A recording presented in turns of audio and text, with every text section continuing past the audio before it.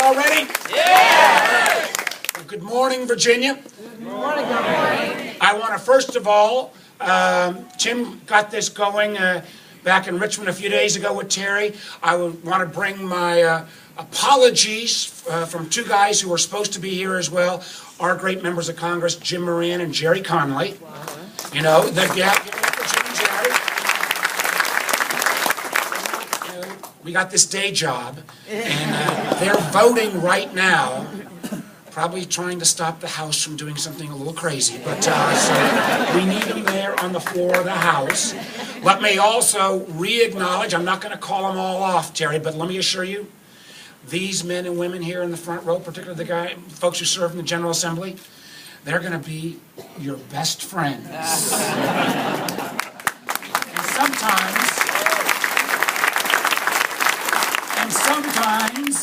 And sometimes, you know, Dick Saslaw knows they're going to be your biggest pains in the neck, too.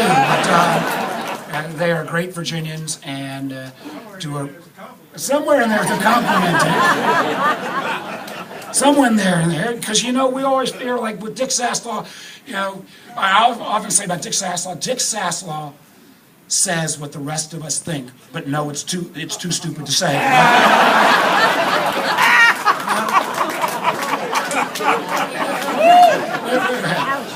And, you know, everybody from the press to all the legislators do the knowing nod after that. Well, I am so happy to be here to add my voice to the growing chorus we're hearing from all across the Commonwealth. Because let me tell you, and there is no job more important than being His Excellency, the Governor of the Commonwealth. And let me assure you, in this race, the choice could not be more clear.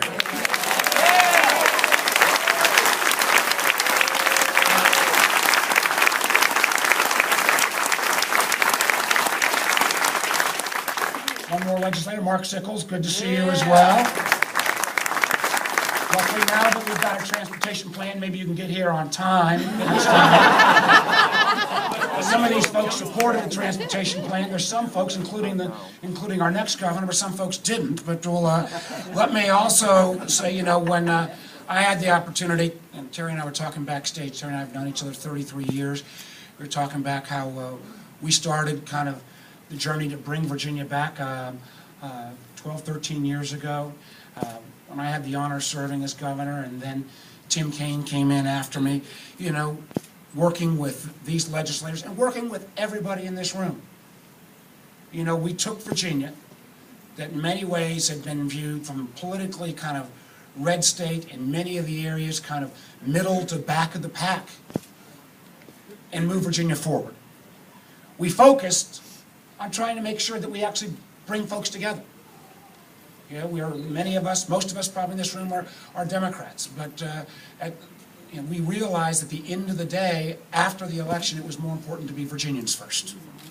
We realized as well that there was a time and place for arguments and debates over education and transportation, making sure that we made sure that every Virginian got a fair shot, no matter where they started.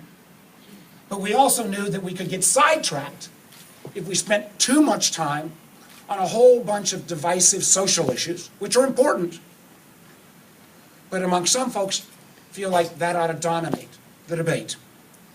Well, I can assure you, as somebody who takes more than a passing interest in who is governor of Virginia, that there is one candidate in this race who shares my vision and Tim's vision and all of our vision.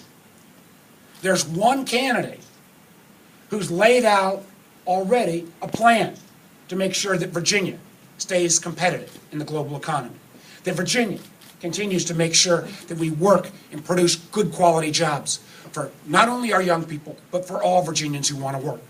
There's one candidate who realizes Virginia's got to have an adequate transportation system, and Lord knows we know that in Northern Virginia in particular. And there's one candidate who understands, as Lauren mentioned already, that if Virginia's going to maintain its national and international recognition, we've got to have the best education system from preschool all the way through graduate school.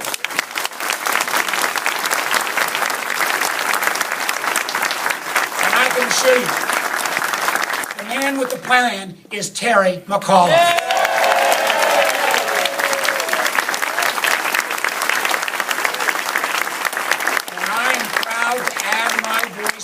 Chorus.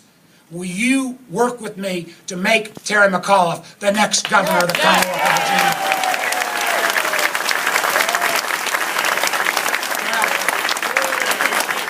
Now, it's not going to be easy.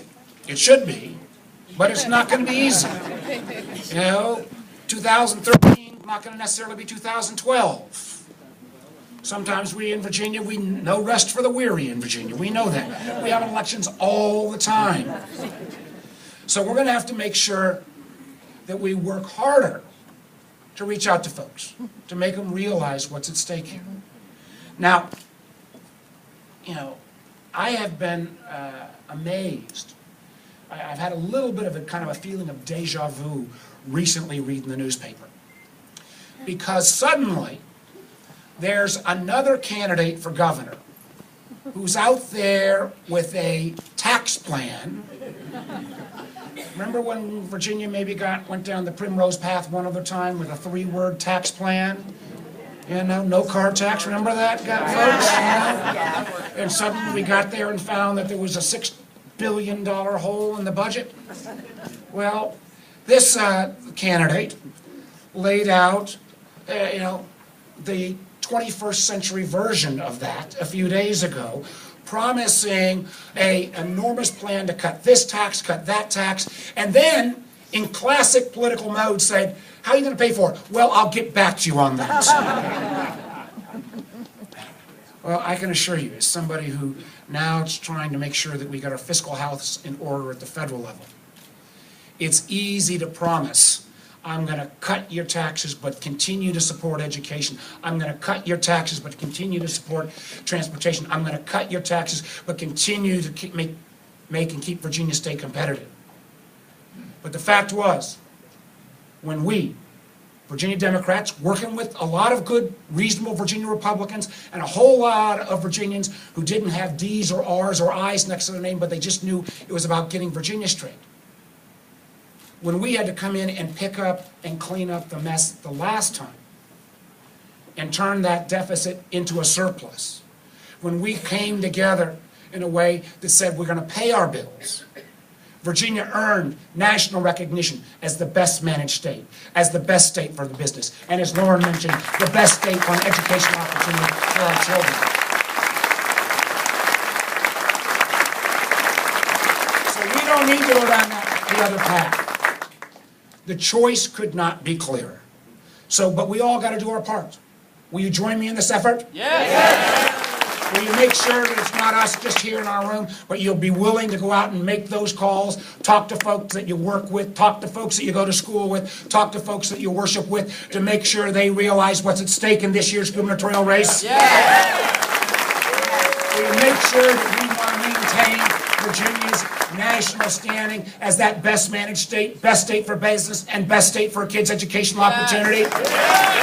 We work to make sure that in Virginia, everybody gets that fair shot to achieve their own version of the American dream. But if you do your part, I can assure you, there's nobody in the 33 years that I've known him that will work harder than Terry McAuliffe. Please